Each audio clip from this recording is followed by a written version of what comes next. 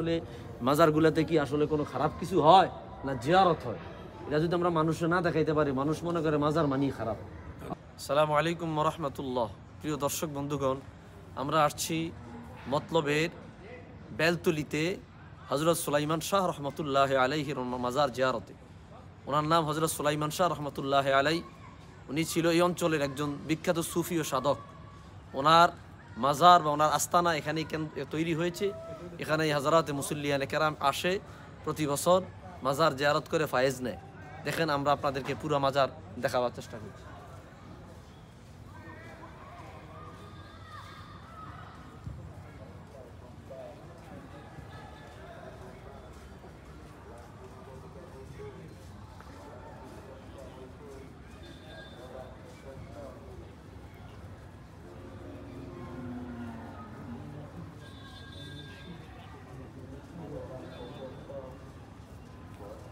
পুরাটা দেখাও, এরিয়া দেখাও।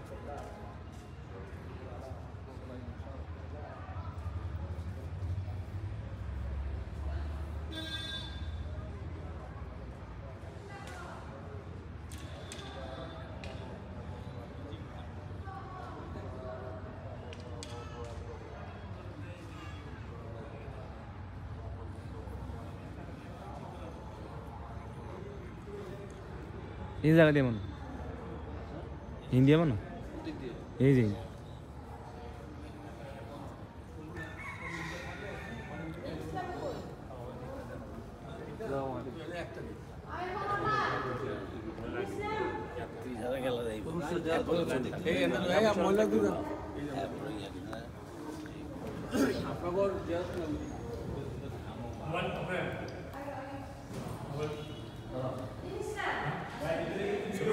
আমার প্রোগ্রাম আজকে চেঙ্গাসরে। আমরা যত দূরে যাই, যেখানে আউলিয়া কেরাম, জি জি, এই জন্য এগুলো আমাদের প্রচার করতে হবে বেশি, যে আসলে মাজারগুলোতে কি আসলে কোনো খারাপ কিছু হয় না জিয়ারত হয়, এটা যদি আমরা মানুষে না দেখাইতে পারি, মানুষ মনে করে মাজার মানি খারাপ। এই বিষয়গুলা আমাদের, এই জন্যই তো এগুলা আমাদের, এই যে আমরা কিছু অনুভব করা যায়, এই যে দেখতে এত না খারাপ তো দেই না, মানুষের থেকে শুনি গাঞ্জা মানজা এই বিষয়গুলা এর যদি আমরা মানুষের কাছে প্রচার করতে পারি, মানুষ আউলিয়া কেরামের মাজারে আসবে, কিন্তু আমরা এগুলা প্রচার করি না।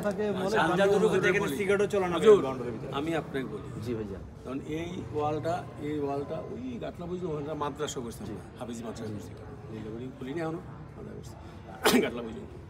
এখন এর বাহিরে যদি কিছু হয়, এটা মাজার কর্তৃপক্ষের দোষ না, দোষ জি।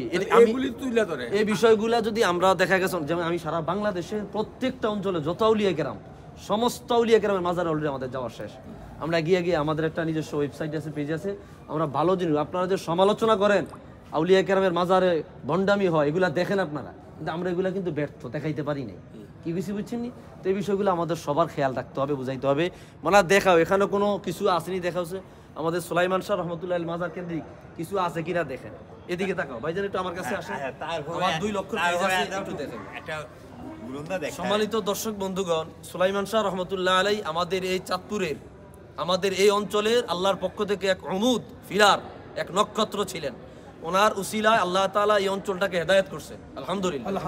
এখানে হাজার হাজার মানুষ আইসা তাদের রুহের খোরাক, আত্মার খোরাক, জিকির আজকার, তালিম তরবিয়ত নিচ্ছে। এখানে দেখেন কোনো ভণ্ডামি কোনো কিছু আছে নাই। সুতরাং আমরা এগুলো আপনাদেরকে পরবর্তীতে দেখাই দেবো। এই যে হযরত সুলাইমান শাহ রহমতুল্লাহর মাজার আমরা জিয়ারত করলাম, সূরা ফাতিহা পড়ছি, ইখলাস শরীফ পড়ছি, দরুদ শরীফ পড়ছি, ইসালে সব করছি। আপনারা যে এগুলা প্রচার করেন না, মিথ্যা কথা বলেন যে মাজারে ভণ্ডামি হয়, কোথায় ভণ্ডামি হয়? আপনারা আসবেন, আউলিয়া কেরামের মাজারে আসবেন, দেখ বলছে আউলিয়া কেরামের একটা স্তর হচ্ছে মাজ্জু হালত। উনি ওইটা কথাটা আমি একটু ভেঙে বলি, মাজ্জু হালত, যারা ওই পর্যায়ে চলে যায়, তো ওনাদের যে অবস্থান আল্লাহ তাআলার সাথে ওদের সম্পর্ক অনেক গভীরে চলে যায়। তো ওনাদের হাল হাকিকত স্বাভাবিক ব্রেনে আমরা বুঝতে পারি না, ওনাদের সরাসরি ওদের নীতি আমরা বুঝতে পারি না। না বুঝাতে অনেক রকম ফতুয়া দিয়া ভণ্ডামি বা এই সমস্ত শব্দগুলো ব্যবহার করে ওনাদের সাথে খারাপ ব্যবহার করার চেষ্টা করে। তো যাই হোক, এই মাজারগুলোতে আসবেন, জিয়ারত করবেন। আস্তে আস্তে জিয়ারত করতে করতে আউলিয়া কেরামের প্রতি মানুষের ভক্তি শ্রদ্ধা চলে আসবে, আর যে অসভ্য আচরণ এগুলো দূর হয়ে যাবে। আল্লাহ তাআলা আমাদের সকলকে আউলিয়া কেরামের রুহানিয়াত নেওয়ার তৌফিক দান করুক, আমিন। আসসালামু আলাইকুম ওয়া রাহমাতুল্লাহ। এই যে দেখেন এখানে কিন্তু জামাত, হ্যাঁ এগুলো দেখাইছি।